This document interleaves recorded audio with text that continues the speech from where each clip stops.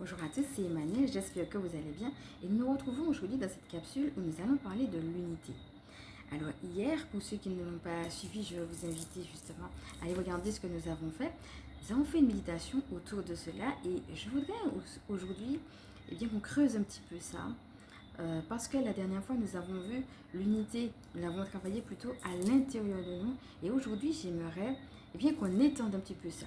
Donc je vais vous inviter, si cela vous intéresse, à prendre de quoi noter, parce qu'il y aura aussi des questions qui pourraient être intéressantes justement de pouvoir noter pour revenir dessus après, pourquoi pas un petit verre d'eau, et puis on se retrouve tout de suite après.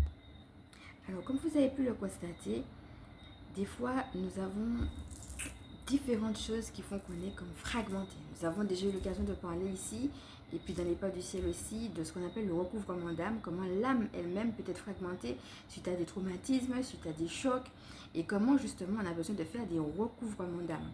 Ça c'est un point, mais l'autre point c'est que, comme nous avons déjà eu l'occasion de prendre l'image de la fleur, comme s'il y avait un bouquet de fleurs, et puis à la fin il y a juste une fleur, c'est comme s'il y a aussi différentes idées.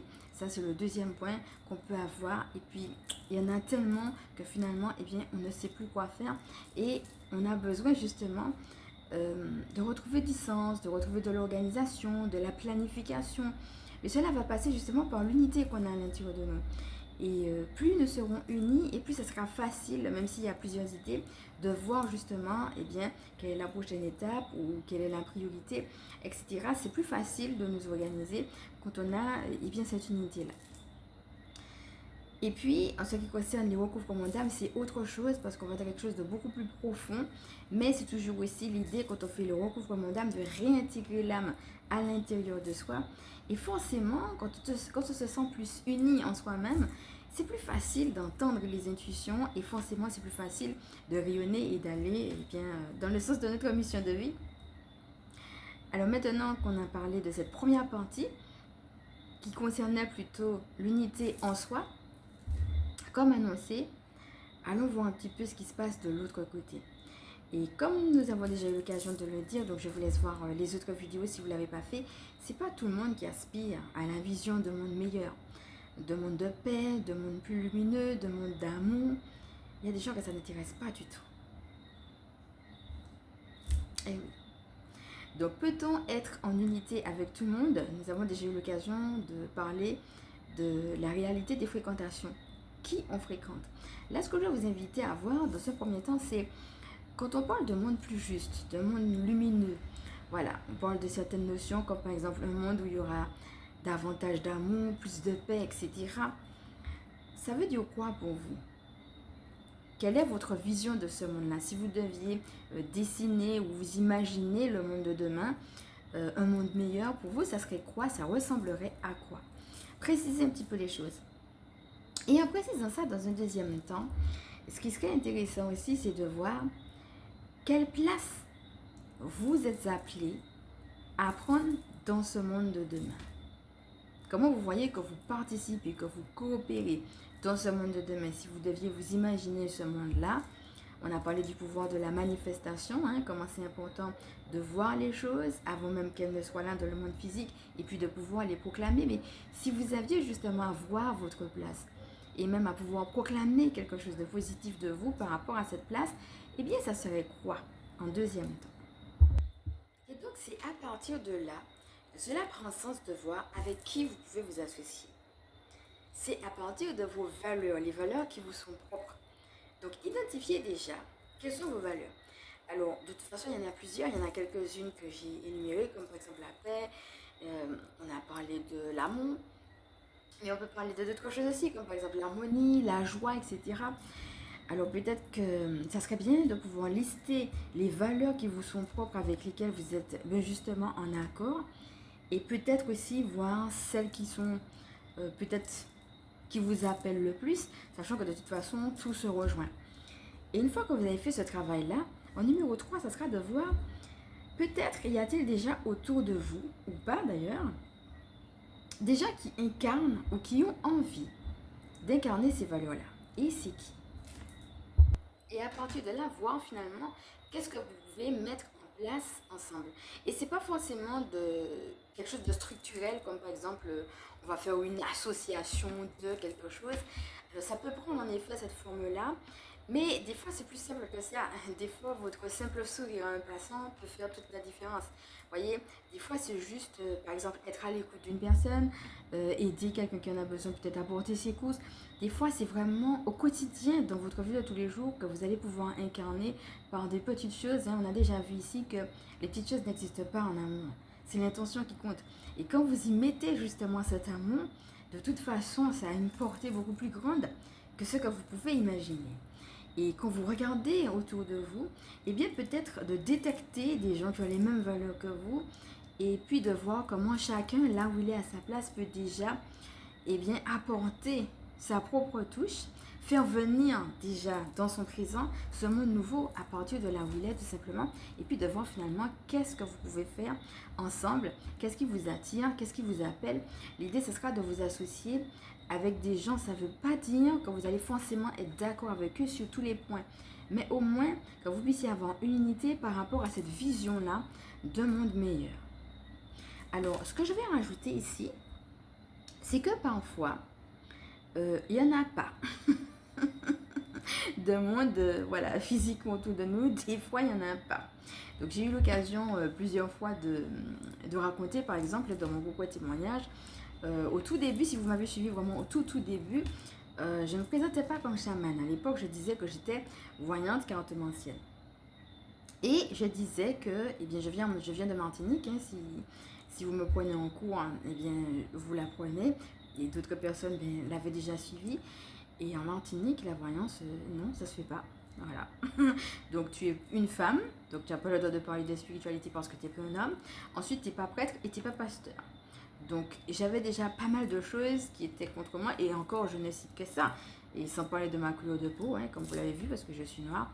Il y a pas mal de choses dans le pays lui-même qui font que ce que je fais là, j'ai dû braver énormément d'incendie pour pouvoir se retrouver, comme je le fais, en face à face avec vous. Donc, parfois, il y a une réalité, ça peut être la culture, ça peut être la famille, ça peut être n'importe quoi. Je suis très consciente que quand je vous dis, regardez autour de vous qui, justement, se retrouve en harmonie avec ce que vous voulez faire, des fois, vous n'allez pas forcément trouver. Et c'est pour ça qu'on arrive à cet autre point que nous allons voir maintenant. Alors, quels sont peut-être les livres, les podcasts, les vidéos comme ça que vous êtes en train de faire maintenant là, où vous allez pouvoir vous retrouver avec des personnes, même si vous ne les voyez pas personnellement, physiquement, même si elles ne sont pas proches de vous.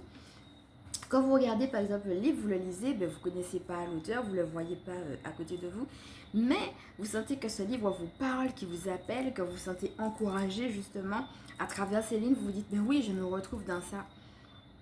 Je sens que justement ce qui est écrit là ou ce qui est dit là, je me retrouve dedans et en fait ça m'encourage à continuer et à croire en cet autre monde.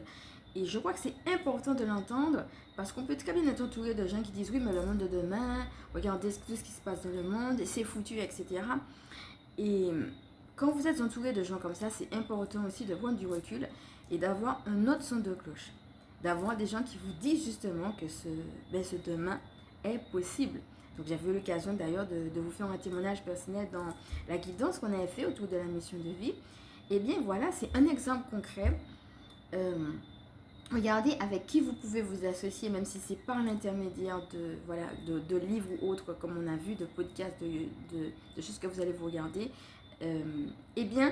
L'essentiel, c'est pas forcément que la personne soit physiquement à côté de vous. C'est que, par exemple, là en ce moment, vous m'écoutez, nous sommes en interaction. Et c'est ça. Ça va être de pouvoir être en interaction, mais dans cette unité pour avoir cette même vision. Cette vision de monde meilleur. Et je vais vous rappeler que vous n'êtes pas seul et que vous avez raison de croire en ce monde meilleur. Ce n'est pas les circonstances extérieures qui vont devoir vous faire pencher d'un côté, d'un autre, etc. En fait, l'idée, c'est pas de bannir le doute comme si c'était impossible, puisque de toute façon, on est humain. Oui, on peut douter, mais c'est de revenir à ça. Pourquoi ? C'est parce que c'est dans la source que ça se passe, et non pas dans les événements extérieurs. Et enfin, la dernière chose justement, c'est quelle est votre prière pour l'unité ? Alors moi, ça me rappelle une prière qui dit Père, que tout soit un comme toi et moi, nous sommes un. C'est une prière de Jésus et ça va dans le sens de ce qu'on avait déjà dit au début parce qu'il avait bien précisé que cette prière, il a dit c'est pas pour le monde que je prie, c'est pour ceux que tu m'as donnés. Donc maintenant qu'on a vu un petit peu tout ça, ça sera aussi, eh bien, quelle est votre prière pour l'unité? Et alors, on a vu les plusieurs niveaux, votre unité à vous, l'unité qui va venir par rapport justement au monde de demain, mais aussi comment, là où vous êtes, vous pouvez prier pour que tous ensemble, les lumières que nous sommes dans le monde entier, eh bien, nous pouvons, même si on ne se connaît pas forcément personnellement, eh bien, savoir que nous sommes là comme des gardiens de l'humanité quelque part. Justement parce qu'on y croit en ce monde de demain. Et comment justement vous allez pouvoir ramener ça dans la prière pour que nous soyons unis dans justement cette vision et que ce soit cette vision justement qui soit au-dessus, qui s'élève au-dessus des choses négatives que l'on peut entendre. Donc ça, c'est quelque chose aussi. N'hésite pas, si tu veux bien, à me le partager en commentaire. Ça pourrait être bien de voir les uns les autres, les prières que nous avons pour nous encourager aussi les uns les autres. Donc, bon, moi, j'ai pris l'exemple, c'est un exemple biblique que tu... si jamais cette prière te parle, tu peux juste te dire ça, juste te souvenir que le Christ est à l'intérieur de toi et sans forcément connaître les gens... si tu en connais, tant mieux, mais des fois on n'en connaît pas, on juste sait qu'il y en a dans le monde. Et puis juste te dire, eh bien Père, que tout soit un, comme toi et moi nous sommes un. Et puis continuer tout simplement ta relation avec le divin. Et puis, bien entendu, nous allons voir l'ange qui va nous permettre de faire ça. Alors bien entendu, à partir du moment où tu appelles ton équipe du ciel, un ange, quel que soit l'être de lumière, de toute façon, on est vraiment très très entouré et on va vers ce monde meilleur. Tous vont nous aider à cela. Mais il y en a un que je vais te partager aujourd'hui, c'est Métatron. Donc de manière personnelle et aussi de manière collective. Et donc il agit sur ces deux plans pour aider justement à l'élévation vibratoire.